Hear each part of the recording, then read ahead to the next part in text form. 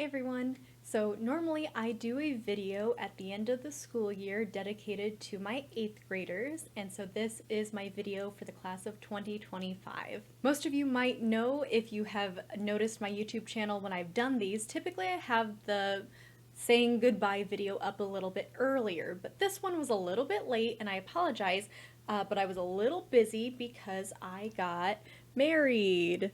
So that was a big thing that was on my mind, and I just wanted to make sure I had all of that done, taken care of. It was not as stressful as what most people might think, but it was still something that was very much on my mind, and I wanted to make sure I had time to think and write a little bit about what I wanted to say to you guys for this video. The very first thing is that I do not feel like I could have done this year without you guys as my 8th graders. Or at least if I would have come out a little less sane than what I currently feel. I don't even feel like I raised my voice that much this past year. I think I only had to really raise my voice a couple of times, which is really refreshing just as an teacher, as an educator, because so many times dealing with discipline or whatever, it grates on you, but you guys were so much fun to hang out with, and you genuinely felt like a break from a lot of the other things going on in my life. Just to put that into perspective, I had to help my coworkers learn. I had to learn how to teach entirely differently for this year. I had finished writing a novel that ended up being around 95,000 words. I began a new novel that I was about 50 pages in as of May right now, and then on top of all of that, I was finishing up a master's degree. I was writing a thesis. I had to schedule and defend my thesis, all on top of planning a wedding. To say I was stressed would be an understatement. So this was probably my most challenging year as an educator, but I really wanted you guys to not see that I was stressed. I wanted you guys to think everything was normal, even though it clearly wasn't. So even though I said earlier that being with you guys felt like a break, you guys did not give me a break at all in the slightest. Not only was it really fun to hang out with you guys and teach you, but you guys asked very insightful questions. You guys let me geek out, which I always appreciate. I know that can kind of get on people's nerves when I get on a roll on something that's not really grade level for you guys, but I still can't help but be like, hey, there's this cool thing, I want to talk to you guys about it. So I do appreciate you guys being so open about learning and then just letting me be myself when I'm teaching, because I get really excited about what I teach. But what stands out to me the most is that you guys gave me a lot to read for the creative fiction narrative, like this creative design unit that had to do with storytelling.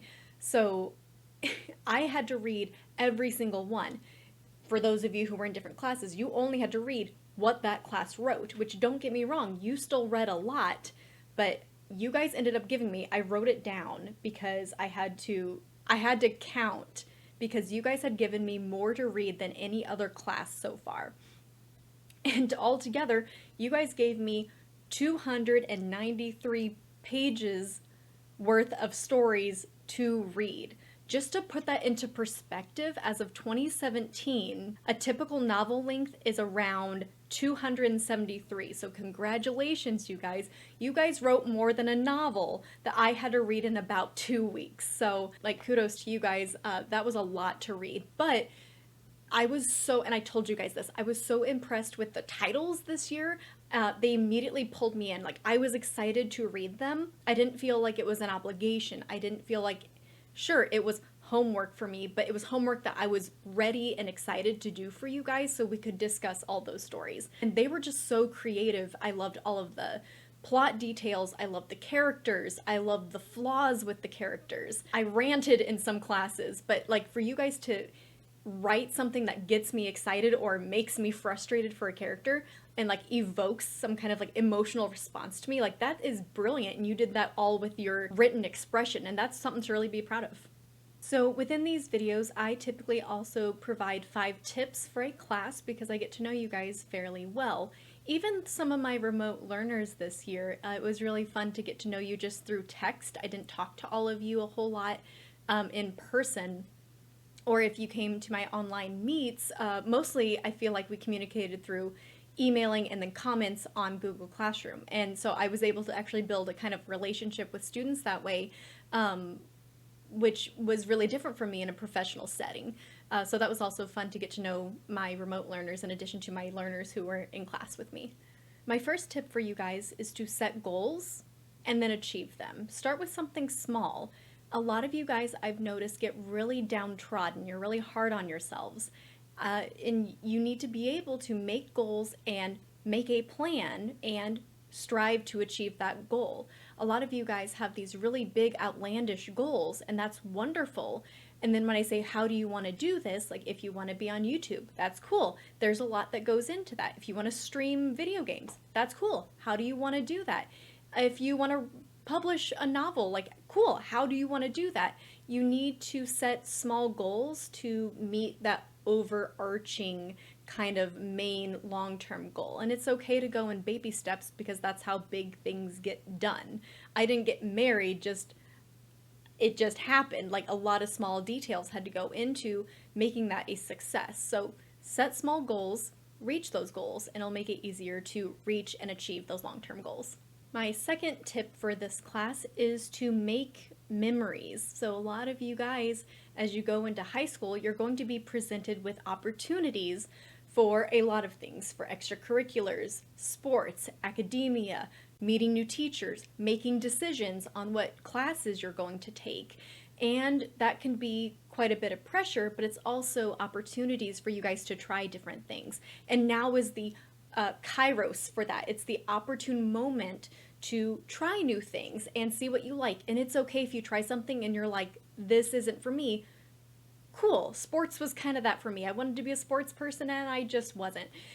Which led me into trying band and color guard and singing and doing musicals and things like that. Still not good at singing, but it's still something worth trying, and I'm glad I did, even though I wasn't very good at it. And I want you guys to try same things. Find what you like and just be a part of the high school.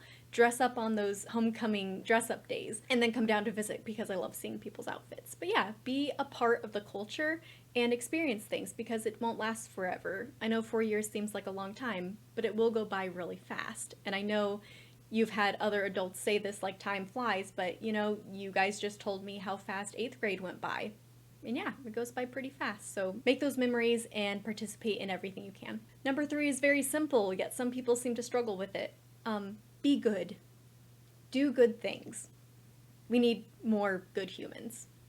And I know a lot of you guys are good humans, and I want you guys to put forth your good into the world. And if you can't be kind, it's okay to just be quiet. And some of you guys are still learning that, and we need to help each other learn. Be good, do good. Be a good human.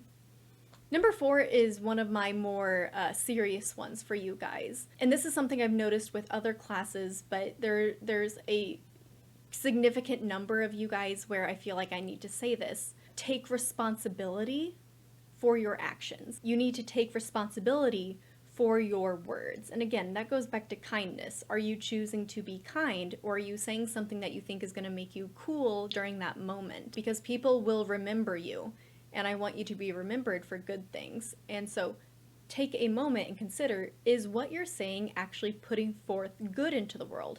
If not, it's okay to just be quiet. And I've said that before. Just shut your mouth. It's okay to listen. Some of you guys need to listen more than what you are saying. The more you listen, the more you learn. And then when you do speak up, it's for a purpose and it's for a good reason. But the same thing though, some of you are so hard on yourselves. Not only do you need to take responsibility for your words and your actions, but you also need to take ownership over triumphs, over those positives, over those good things that you're achieving. And it's okay to say, yeah, I did it. You're not conceited. You're not narcissistic. To be proud of yourself. It's okay to take pride in your work, and it's okay to be proud of yourself. Some of you guys wrote like 9-page stories, and I don't think you would have done that if you hadn't had this opportunity. Be proud of yourself. Don't just say, you know, I just did it for an assignment. When students do things for just the assignment, it's mediocre.